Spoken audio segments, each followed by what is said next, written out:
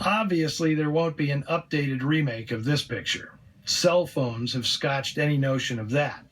Although hostage dramas remain a durable subset of the crime genre. In the actual incident that inspired this story, the kidnappers were all apprehended, convicted, and sentenced to prison terms. All well and good. Until the Stones opted to use, for publicity purposes, the real names of husband and wife Jean and Doris Courtier in this film.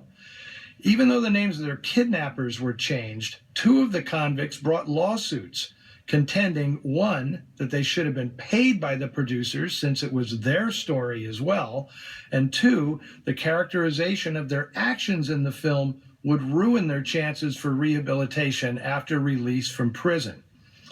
Well, not only was the case dismissed, Jean Courtier actually took the opportunity to deck one of his kidnappers in the courtroom in full view of the jury. The judge refused to declare a mistrial. I like that little epilogue. This was the first feature film for actress Hildy Parks, who'd previously done all of her acting on Broadway. She was also a fixture on early TV game shows and New York-based soap operas. When her film career didn't take off, Parks moved into production. She and husband Alexander Cohen were prominent theatrical producers, enjoying a run of successes that stretched from the 60s into the 90s. For more than 20 years, Hildy Parks wrote all the Tony Award shows that her husband produced. She won an Emmy for the televised 1980 edition of the show and another for a gala 1982 show called Night of 100 Stars, held at Radio City Music Hall.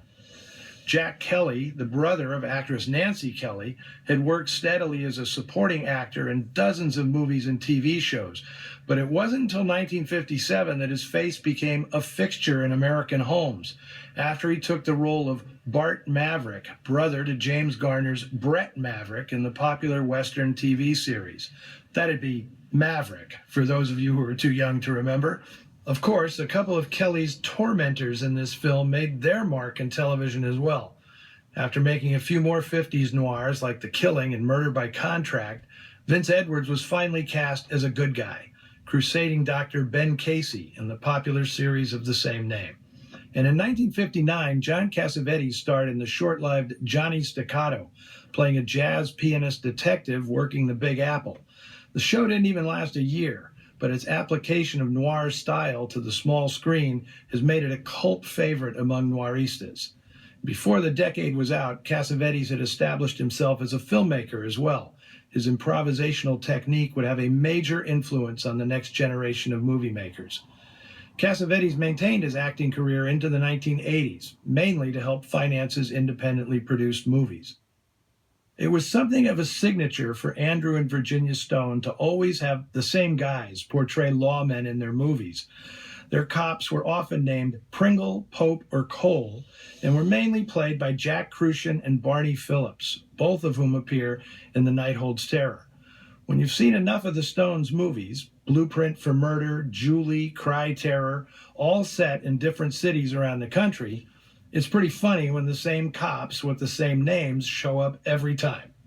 Well, the Stones may not have created any masterpieces, but their films were always inventive and exciting and pushed the limits of what was possible with a small budget and lots of creative adrenaline. I suspect I'll be showing more of their work in future Noir Alley episodes.